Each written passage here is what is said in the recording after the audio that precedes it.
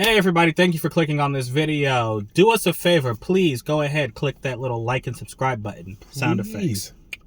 Ding! There you go. It'll take you 2 seconds. It really helps us out. Thank you so much. Now let's get to this review. Hey everybody, we're in the car. You know what that means. What's up, guys? Just saw a movie. Everybody in between. Yeah, welcome back to SCR, also known as Small Couch Reviews. Yeah, rebranding's coming, baby. Yeah. Anyway, we just saw The-Smashing-Machine. It's out. We both could not make the screener for this, so we paid our own money, came to see it in IMAX. Yeah, we did. And we're here to talk about it. So, if you don't know, this is a movie about one of the pioneers of the UFC. His name is Mark Kerr. Mm-hmm. And so let me tell you what the trailer will tell you the movie's about. The trailer would lead you to believe that it's a UFC movie with his life, his personal life and personal struggles in between. Yeah. This movie actually is the opposite. It's his personal life with some fights in between, not even UFC, because he's fighting in another league called Pride over in Japan. League, yeah. So it's mostly about his life, him fighting. He's undefeated at this point because this movie takes place between 97 and 2000. Yep. Even though we jumped to 99, like very early in the movie. Yeah. Anyway, the majority of the movie is that 99 2000. So we look at this span of his life where he has been undefeated. He gets his first loss. He doesn't really know how to deal with it. No. Gets addicted to opioids, and then the movie's kind of about his kind of bounce back, his dealing with that and bounce back. And then we see some, like I said, some fights sprinkled in between.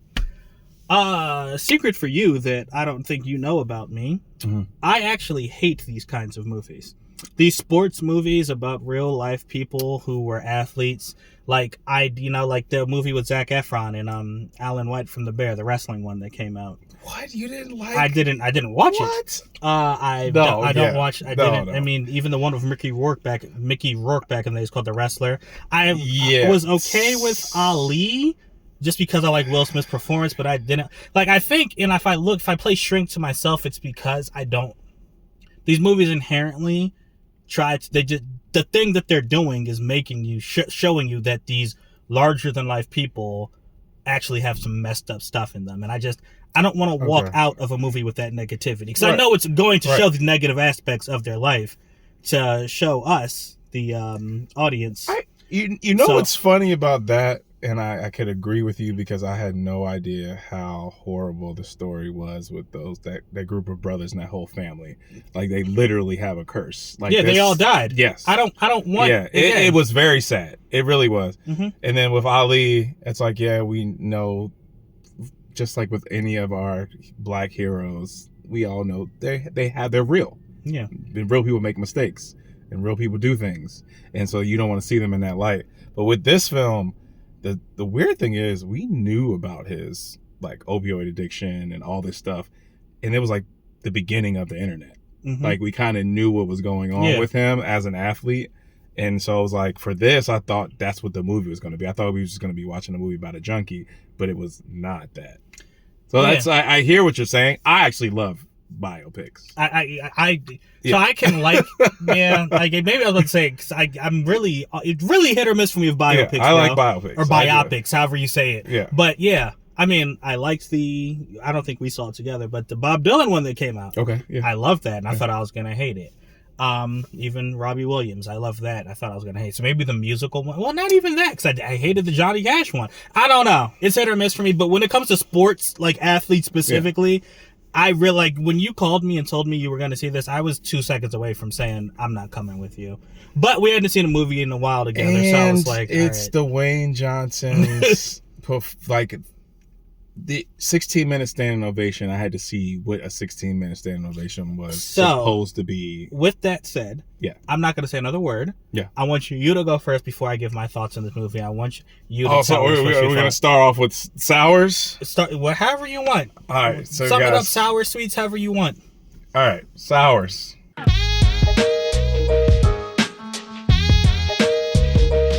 Sometimes I get taken out of the film by just looking at The Rock, not looking at the character.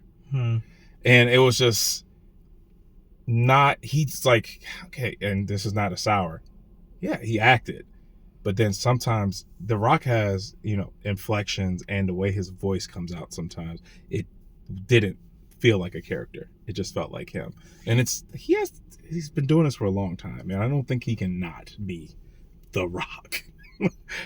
Dwayne Johnson acted very well, but there a little bit of The Rock came out, and that is a sour for me because I really wanted to be taken. You had full prosthetics on. Yeah. Like, I wanted to be taken out of that. I didn't want to even see him. And it's very hard to do that with, especially an athlete playing an athlete.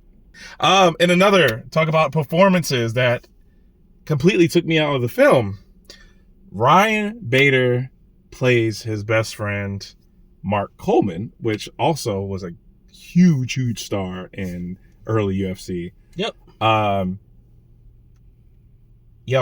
He's an amazing athlete. He's a horrible actor. I haven't been looking at the camera. I got to look at the camera for that. He's not good. He takes me out of it. This movie is pretty serious.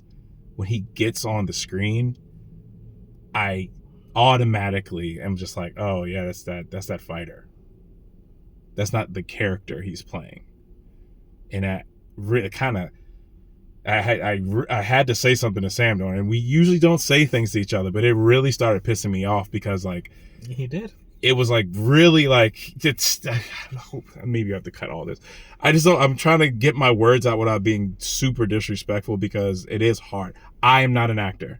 I cannot get up here and say that I would be able to do a better job, but I will say that it took me out of a film that I actually enjoyed. And in runtime, it kind of dragged at certain moments that didn't, but this is how people are making films now. Me and Matt were talking about it the other day. If your movie's not 2 hours, it's not a blockbuster nowadays. For some odd reason, everybody has to do 2 to 3 hour movies. I remember when that was like a thing, like that was a big deal. Now everybody's doing it. Yeah, man. And you don't have to get cutting room floor is Sam. We need to get him a t-shirt that says cutting room floor. This is something I'm taking from him. I feel like the cutting room floor is getting smaller and smaller and smaller. Like they're just like, cool. We got all these shots. Just put them in order. Just put them in the order that I asked you to do. Don't cut anything out. And that's what they definitely felt like. Emily Blunt. This is going to be one of my sweets, but this is a sour. I feel like her character, which a real person, was a huge part of Mark's whole thing. But the way that they're advertising it, they're making it seem like she is a huge component of the film. It's not about her. She does have huge impacts on the story in his life, but it's not about her. Right. And I hate when they do that because they could have got a no-name actor to play that character. And I feel like we would have got the same. Interesting. Okay. Yeah. But I liked her performance. I really did. But that's to be expected from somebody of her caliber. I'm surprised she took this film, to be honest. Okay. Yeah. It's just going back to the whole biopic thing. These aren't always like the biggest movies. They're not the ones that get 16-minute standing ovations, Sam. So I'm trying to figure out where the 16-minute standing ovation was. And that's my sour. Go ahead. Well, tell your sweets, too. Oh, sweets?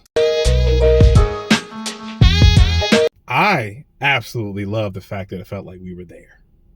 It was shot that way on purpose. And I never thought a movie could do it as well as this did, but still be cinematic. We have hand cam movies, and they're always cheesy and weird. This was a cinematic, somehow like somebody was walking around with a red camera on their shoulder. They had to be. That dude got his workout that day. I was thinking that exact same thing when I first noticed it. When I'm sorry to interrupt you, but when The Rock was taking his medicine, I was like, wait a minute, someone's holding that camera. Yes. Yeah. So. Yes. It's the final shot in the movie. Is this slow pan into this very, very we would not see a camera, and I was just like, damn, that's how you that's how you end a movie cinematically. Yeah, it was great cinematography. Yeah. So like that is my top suite. Mm-hmm. And I'll give DJ his props, man. When he was in character, I felt like I was watching a different person. But again, it wasn't the entire time. So this is not an Oscar-winning performance, and this is not a 16-minute standing ovation performance for me. But he did a great job, and he really is trying to show everybody that he does have acting chops. And he clearly hung out with the real Mark a lot to get his cadence and all that. Mm-hmm. Going back to Emily Blunt, them together, those scenes, I mean, the back and forth conversations, that's acting. So I was just like, that's what I really enjoyed. Like, you guys, these lines, y'all were throwing these lines back and forth. It really felt like we were sitting in the kitchen when they had most of their spats, because that's where they always ended up starting. Which is pretty, that's true, yeah. It's pretty funny. So, like, for them, because they're both alive still, they must have really sat down and talked about, we used to argue a lot in the kitchen. Mm-hmm. Over the dumbest shit. And they're both mentally unstable. She doesn't get hit in the head for a living. So that's what else, man? I enjoyed the movie. I really did. Besides that runtime. So I wanted you to go first because I did not want to at all influence you. Okay. Because this movie did not change my mind. I didn't like it. You don't like you don't want biopics? Still. Yeah, it didn't change my mind about sports biopics. I didn't like it. Now I will say the thing. Let me say this. I didn't like it overall, but there are things I did like. I liked Ryan Bader. That's what his name was. He didn't bother me as much as bothered you. No, dog. And honestly, I thought the acting was the best part. I think the prosthetics department needs to get the Oscar for this because The Rock was transformed. His body and his face, he just looked like a different person. And I think that maybe he got the standing ovation because this is the best I've ever seen him act. Yeah. You said his cadence, not even just his cadence, his mannerisms, the way he's so soft-spoken all the time, even when he's cursing and he's soft-spoken. And when he's arguing, he argues like at a level tone. He doesn't ever scream. Yeah. But then, you see it come out of him physically. So I really like The Rock. Emily Blunt, fantastic actor. Yeah, that's what I'm saying. I can't say anything bad about her performance. I will say, I do think that she was so good. I don't know if. So I get what you were saying when you said someone else could have, because she's not in the movie a lot. Yeah, I get what you're saying when someone else could have. Yeah, but I think that she probably did it the best it could have ever been done. No, I thought she was probably honestly, I cannot disagree with her performance. I think she was just saying the best part of this movie. but it's not her move, and that's what bothers me even about that poster that's out. Not even the poster. I should have took a picture of that, guys. I didn't see. She is in the forefront of the thing that you stand in front of at the theater.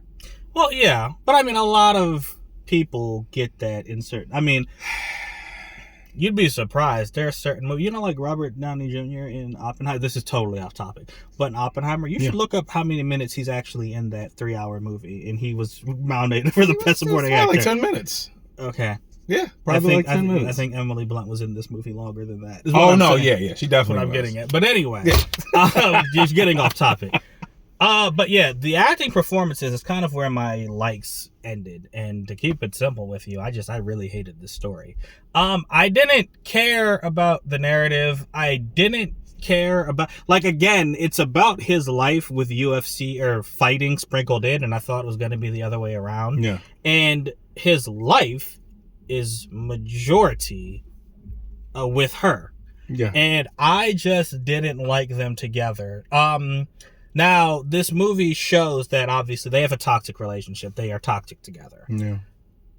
The movie it made it seem as if, I feel like a lot of people will watch this and they'll see Emily Blunt as a problem, which she is. Mm-hmm. They'll see her as, you took this man down. You were just so disrespectful, so mean. And she was mean. She was insensitive. Mm-hmm. but he gaslit a whole lot in this movie. Yeah. And I don't know if that's going to come across. Like, I feel like the movie tried to make you like one more than the other, which I didn't appreciate. But I didn't like either one of them as people. Phenomenal acting job, but I didn't like either one of them as characters, and I wasn't really rooting for them. And so they're the two who are kind of the main characters here, along with Ryan Bader, and I wasn't rooting for anybody in this movie. So if I'm not rooting for anyone, I'm not really invested. So I didn't really care for it. Like Joey said, cinematography was great. The acting was great. Everything else about it, I'm probably going to forget about it. So I didn't really care about the narrative. I can agree. Or the characters at all. I can agree with you on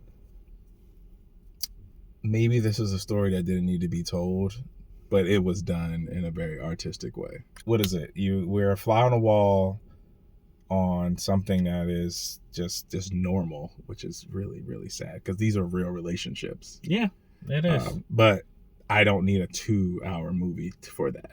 That's also something. The runtime didn't bother me as much as it normally does. Maybe because I was so not invested at a certain point that I kind of just was there for the ride. Yeah. But I didn't get to the point where I was constantly staring at my watch or thinking, yo, why is this happening? I kept going for my phone on my watch because I put it on theater mode. For some reason, I still was getting notifications. So I was just like, what was going on? Yeah. So, but no, That's it. What would you give this movie? 3. 3.5. All right, I'll just go with a 3. Yeah, I think the performances are really the only thing you're clocking in for. So I guess is that what you think the 16-minute standing ovation was for, like their acting? I think it was because it's just not the story, but their acting. Yeah, because like you said, I didn't really feel anything. Yeah, right. So it is what it is. Anyway, The Smashing Machine. If you see it, let us know what you think about it. We appreciate you guys as always. Right down there in the comments. Thank you so much for watching. Until next time, we out. Deuces.